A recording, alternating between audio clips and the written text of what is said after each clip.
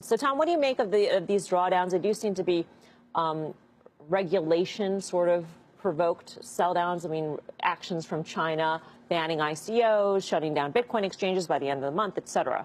Yeah, I think there's two factors. One is I think there is a liquidity effect because, China exchanges are, 30% of Bitcoin volume. So if you're going to give notice to shut those down, obviously there's going to be forced selling. I think that's what we're seeing. And as Sina pointed out, there have been 7 times we've seen a drawdown of this magnitude.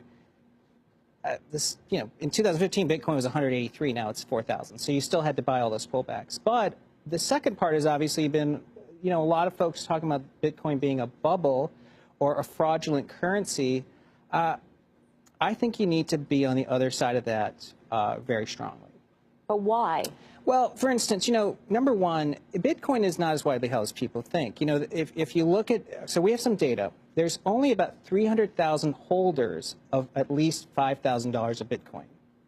So think about that. That's like saying the iPhone was a bubble in 2007, 4 days into the sale, because there were 500,000 iPhones sold. I mean, it's not that many holders of Bitcoin. When you think about how many wallets there are today that hold $5,000, it's huge. So I think it's still very early stages, and I think it makes sense for Bitcoin. Why isn't that not a negative, though?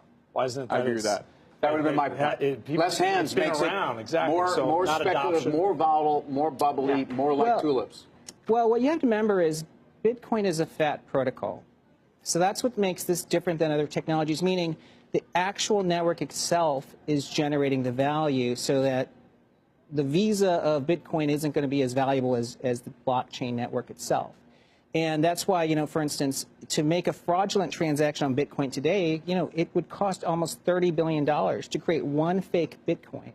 So it's a very secure, trusted network because of the nature of blockchain. So I think it can be very threatening to financial institutions to see that, hey, trust is created within a network and a distributed network. By the way, from a generational perspective, I think people under the age 30 think that makes perfect sense. I think it's just sort of not the norm today. So where should Bitcoin trade? What's it worth? What's it worth in a year, in 2 years, in 3 years?